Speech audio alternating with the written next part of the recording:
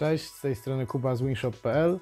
Dzisiaj chcielibyśmy przedstawić Wam kolejny ciekawy produkt, który znacznie ułatwia pracę w specyficznych warunkach.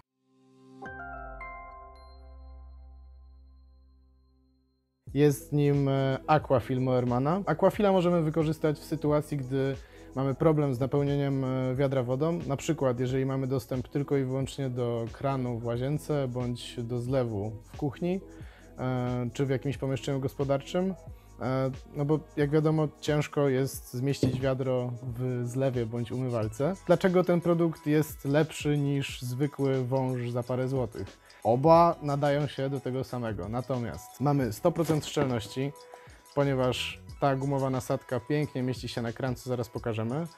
Mamy dodatkowe zapięcie, które zapewnia nam sztywność tego rozwiązania oraz bardzo fajny bajer, który pozwala nam na przypięcie węża do wiaderka, które też wtedy trzyma się w jednym miejscu, ta woda się nie rozchlapuje, wąż nam nie wypadnie z tego wiadra i generalnie będzie to bardzo fajnie działać. Aquafil pasuje nie tylko do wiader Moermana, ale do wszystkich prostokątnych wiader wiodących producentów, czyli możemy go wykorzystać równie dobrze do wiader Ettore, do wiader Pulexa, Ungera, zasadniczo do wszystkiego, co mamy dostępne na rynku.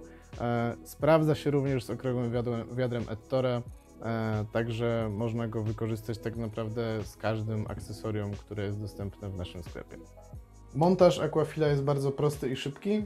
Nakładamy go na kran, naciągamy zabezpieczenie, drugą końcówkę zapinamy na wiadro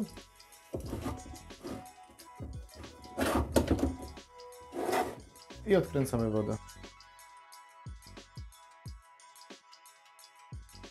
No i się leje.